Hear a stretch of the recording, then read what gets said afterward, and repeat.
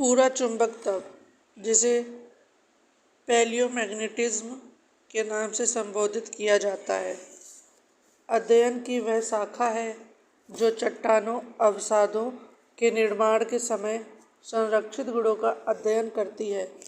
विज्ञान की यह शाखा प्राचीन भूवैज्ञानिक घटनाओं के अध्ययन में सहायक होती है। पृथ्वी के चुंबकीय क्षेत्र का अध्ययन भी पूरा चुंबकत्व के माध्यम से किया जाता है। अल्फ्रेड वेगनर के महाद्वीपीय विस्थापन सिद्धांत को प्रमाणित करने के लिए पूरा चुंबकीय अध्ययन को आधार बनाया गया है। महाद्वीपीय विस्थापन सिद्धांत के अनुसार भारतीय स्थल पिंड गोंडवाना लैंड का भाग है।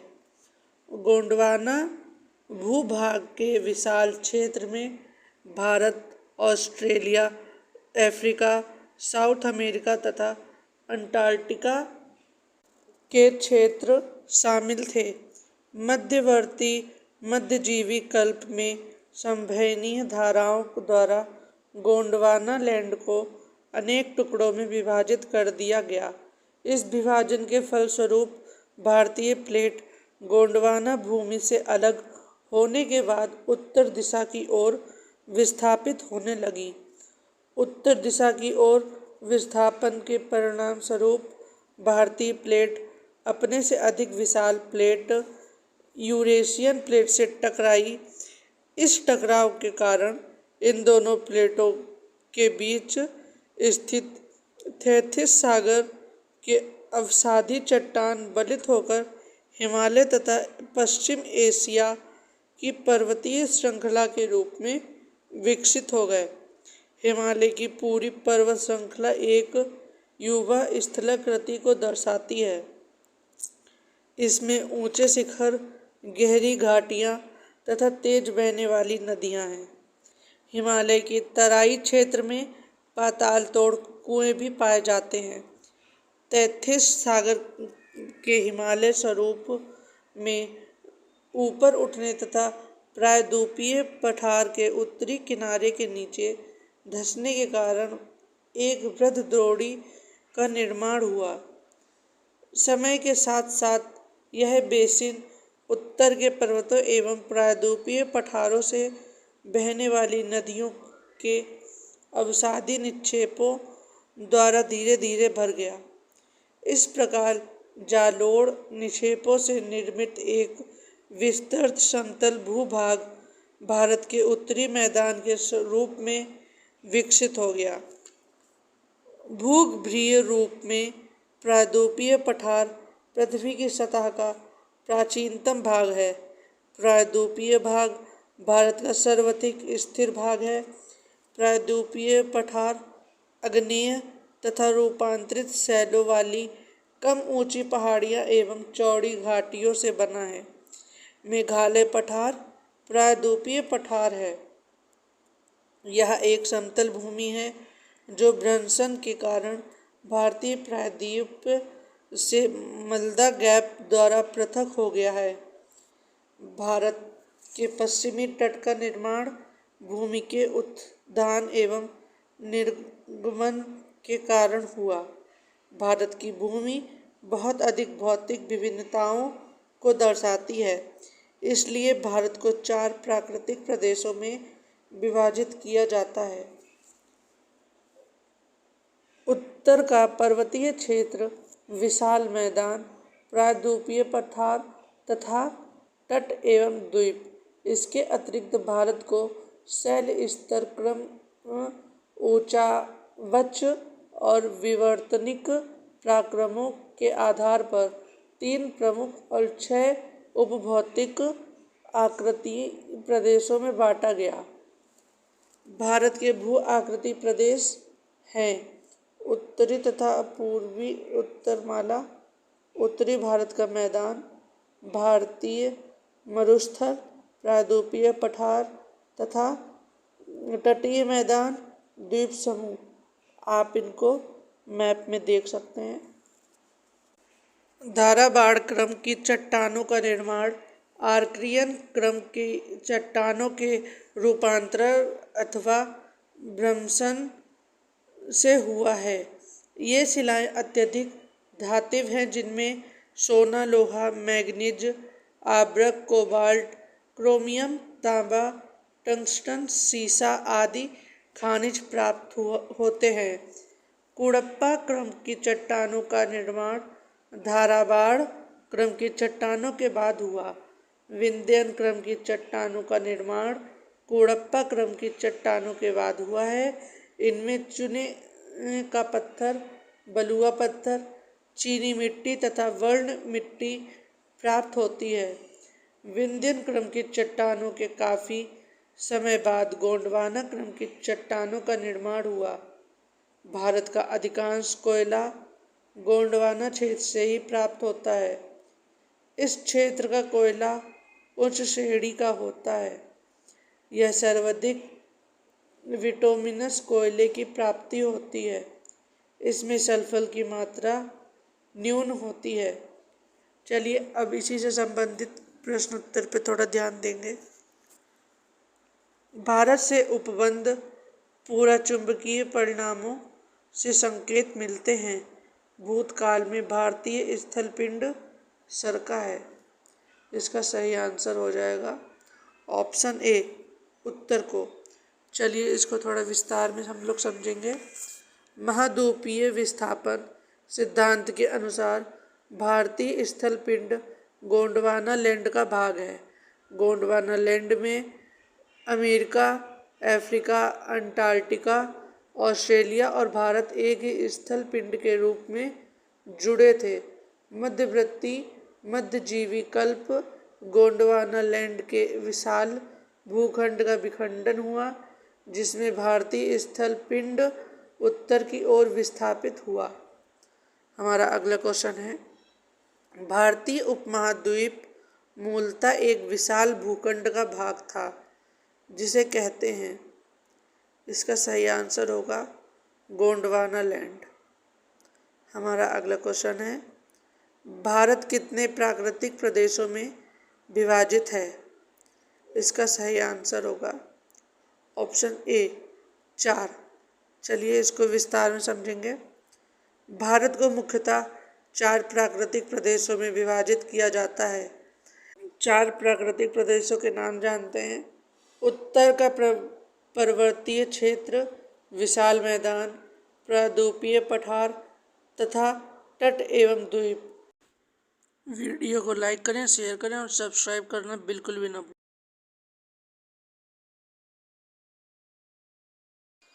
उत्तर का पर्वतीय प्रदेश भारत की उत्तरी सीमा पर विस्तृत हिमालय भूगर्भीय रूप से युवा एवं बनावट के दृष्टिकोण से नवीन वलित पर्वत श्रृंखला है। ये पर्वत श्रृंखलाएं पश्चिम पूर्व दिशा में सिंधु नदी से लेकर ब्रह्मपुत्र नदी तक फैली हुई है। हिमालय विश्व की सबसे ऊंची पर्वत श्रेणी है।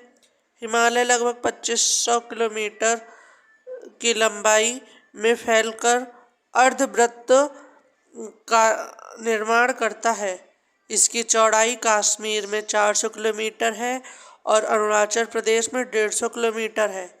भारत के प्रमुख हिमालयी राज्य और केंद्र शासित प्रदेश हैं जम्मू कश्मीर, लद्दाख, हिमाचल प्रदेश, उत्तराखंड, सिक्किम, अरुणाचल प्रदेश, मेघालय, नागालैंड, मणिपुर, मिजोरम और त्रिपुरा।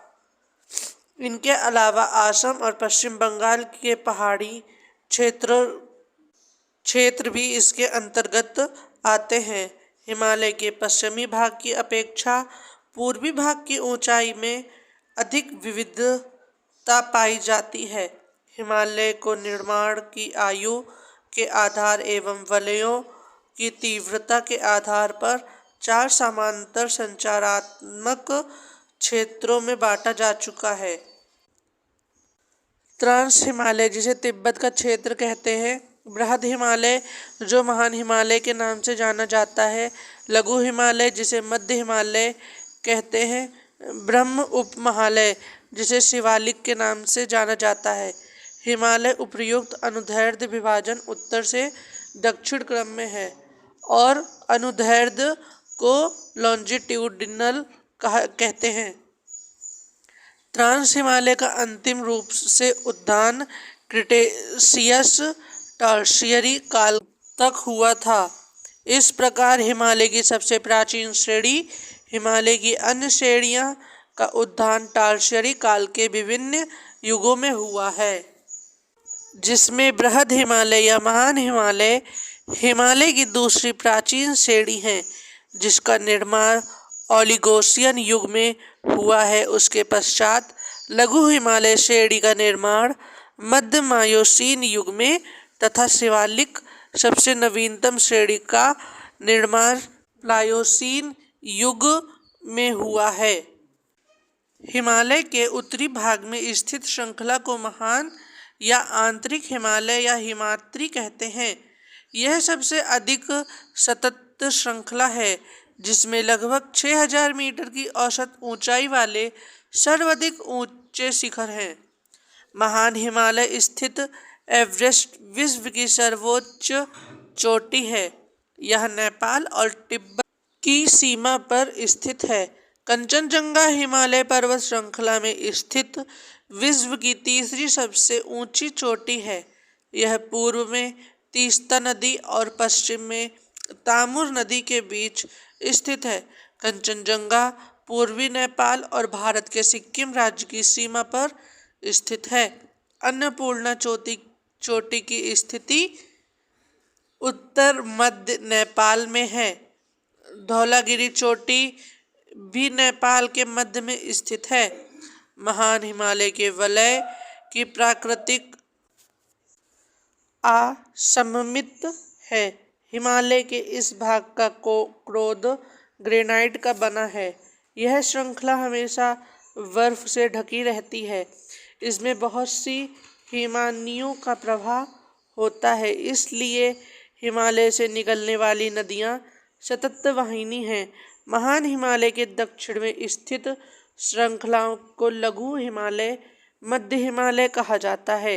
इसका निर्माण मुख्यतः अत्यधिक संपीड़ित तथा परिवर्तित शैलों से हुआ है। इनकी ऊंचाई 3700 मीटर से 4500 मीटर के बीच तथा चौड़ाई 60 से 80 किलोमीटर के मध्य है। मध्य हिमालय में पीर पांजाल श्रृंखला सबसे लंबी है। धौलाधर एवं महाभारत श्रृंखलाएं भी महत्वपूर्ण हैं। इसी श्रृंखलाएं में कश्मीर की घाटी तथा हिमालय के कंगाड़ एवं कुल्लू की घाटियां स्थित हैं। हिमालय की सबसे बाहरी श्रृंखला को शिवालिक कहा जाता है। इनकी चौड़ाई 10 से 50 किलोमीटर तक तथा ऊंचाई 900 से 1100 मीटर के बीच है।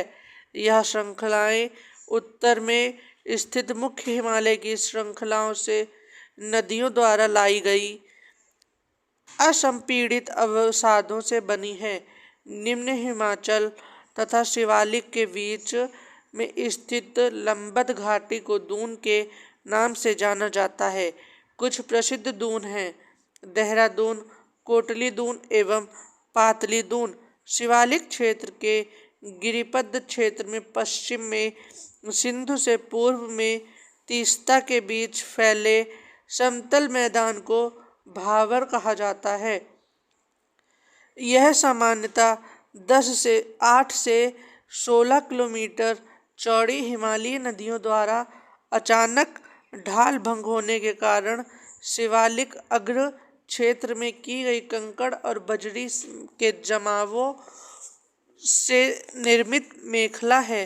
कंकड़ और बजरी की सरंध्रता इतनी अधिक होती है कि समूची नदी इसमें लुप्त हो जाती है और धरातल केवल सूखी घाटी ही दिखाई पड़ती है। भावर मैदान की चौड़ाई पूर्व में कम और पश्चिम में अधिक पाई जाती है। भावर के दक्षिण में 15 से 30 किलोमीटर चौड़ा दलदली क्षेत्र फैला हुआ है, जिसे तराई कहते हैं। महान हिमालय के उत्तर में ट्रांस हिमालय स्थित है। पामीर की गांठ ट्रांस हिमालय में ही स्थित है। काराकोरम, लद्दाख और जस्कर पर्वत श्रेणियां ट्रांस हिमालय का ही भाग हैं। हिंदू धर्म का पवित्र कैलाश पर्वत ट्रांस हिमालय पर्वतमाला के पश्चिमी हिस्से में स्थित है। हिमालय को पश्चिम से पूर्व तक स्थित क्षेत्रों के आधार पर भी विभाजित किया गया है। इन वर्गीकरणों को नदी घाटियों की सीमाओं के आधार पर किया गया है। उदाहरण के लिए सतलज एवं सिंधु के बीच स्थित हिमालय के भाग को पंजाब हिमालय के नाम से जाना जाता है। पश्चिम से पूर्व तक क्रमशः इसे कश्मीर तथा हिमाचल हिमालय नाम से भी जाना जाता है। सतलज तथा काली नदियों के बीच स्थित हिमालय के भाग को कुमाऊं हिमालय के नाम से भी जाना जाता है। काली तथा तीस्ता नदियों के बीच स्थित हिमालय के भाग को नेपाल हिमालय के नाम से जाना जाता है। तीस्ता एवं दिहांग नदियों के बीच स्थित हिमालय को आसाम हिमालय के नाम से जाना जाता है। ब्रह्मपुत्र नदी हिमालय की सबसे पूर्वी सीमा बनाती है। दिहांग महाखंड के बाद हिमालय दक्षिण की ओर तीखा मोड़ बनाते हुए भारत की पूर्वी सीमा के साथ फैल जाता है। इन्हें पूर्वांचल या पूर्वी पहाड़ियों के नाम से जाना जाता है। ये पहाड़ियाँ उत्तर पूर्वी राज्यों से होकर गुजरती हैं। पूर्वी हिमालय की पहाड़ियाँ अधिकतर सामान्यतः श्रृंखलाओं एवं घाटियों के रूप में फैली हैं। पूर्वांचल में पटकाई, नागा, मिजो तथा मणिपुर पहाड़ियाँ शामिल हैं। भारत के लिए हिमालय का बड़ा महत्व है। यदि हिमालय पर्वत श्रेणियाँ नहीं होती तो भारत के अधिकांश भाग में साइबेरिया से आने वाली शीतलहरों का अनुभव होता। सिंधु गंगा मैदान इतनी सुविस्तृत जलोढ़ मृदा से वंचित होता तथा मानसून का प्रतिरूप वर्तमान प्रतिरूप से भिन्न होता। हिमालय पर्वत मानसून पवनों को रोककर उपमहाद्वीप में वर्षा का कारण बनता। साथ ही हिमालय क्षेत्र से प्रवाहित होने वाली सिंधु गंगा एवं उनकी सहायक नदियाँ अपरदन एवं निक्षेपण द्वारा जलोढ़ मैदान का निर्माण करती हैं।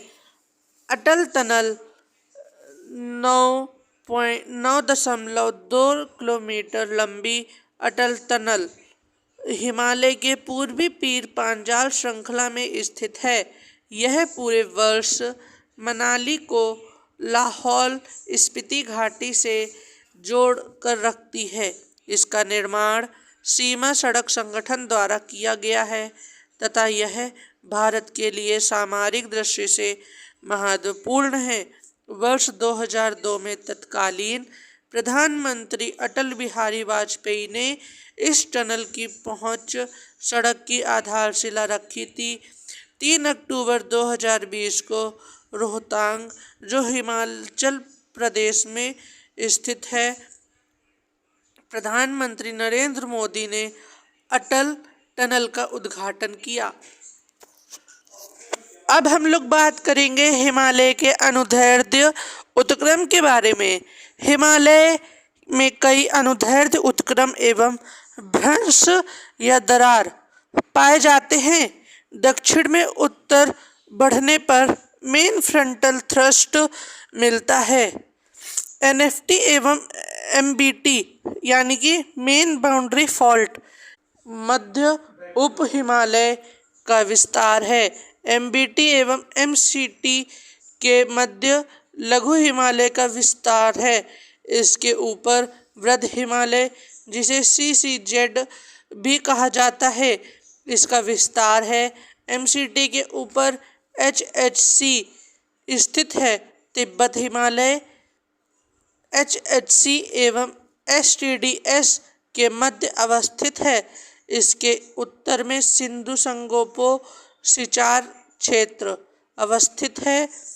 आईटीएसजेड के उत्तर में ट्रांस हिमालय है। इन उत्क्रम क्षेत्रों की अवस्थिति एवं हिमालय भौगोलिक संरचना के कारण यह भारत का सर्वाधिक सघनता वाला भूकंपीय क्षेत्र बन जाता है। इस क्षेत्र में प्लेटों के संचालन के कारण यह भूकंप प्रवण क्षेत्र है। अब हम लोग देखेंगे इसी के कुछ रिवीजन क्वेश्चंस, देखते हैं आप लोगों को कितना समझ में आया और कितना नहीं। हमारा पहला प्रश्न है, हिमालय की रचना समांतर वलय श्रेणियों से हुई, जिसमें से प्राचीनतम श्रेणी कौन सी है? इसका सही आंसर होगा ऑप्शन सी, बृहत हिमालय श्रेणी। चलिए इसको थोड़ा विस्तार में जानेंगे। हिमालय सबसे प्राचीनतम श्रेणी है, उसके पश्चात लघु हिमालय श्रेणी ओलिगोसीन युग जो 40 मिलियन वर्ष पूर्व का है। उसके पश्चात लघु हिमालय श्रेणी है जो 14 मिलियन वर्ष पूर्व की है, तथा शिवालिक सबसे नवीनतम श्रेणी है जो 5 से 1.7 मिलियन वर्ष पूर्व की है। बृहत हिमालय एवं शिवालिक हिमालय श्रेणियों का उद्यान टार्शियरी काल के विभिन्न युग में हुआ है। हमारा अगला क्वेश्चन है, उत्तर भारत में उप हिमालय क्षेत्र के सहारे फैले समतल मैदान को क्या कहा जाता है? इसका सही आंसर होगा ऑप्शन डी, भावर। चलिए इसको थोड़ा विस्तार में जानेंगे। उप हिमालय क्षेत्र के गिरिपद क्षेत्र में पश्चिम में सिंधु से पूर्व में तीस्ता के बीच फैले समतल मैदान को भावर कहा जाता है। यह सामान्यतः 8 से 16 किलोमीटर चौड़ी हिमालयी नदियों द्वारा अचानक ढाल भंग होने के कारण शिवालिक के गिरिपद क्षेत्र में की गई कंकड़ और बजरी के जमावों से निर्मित मेखला है।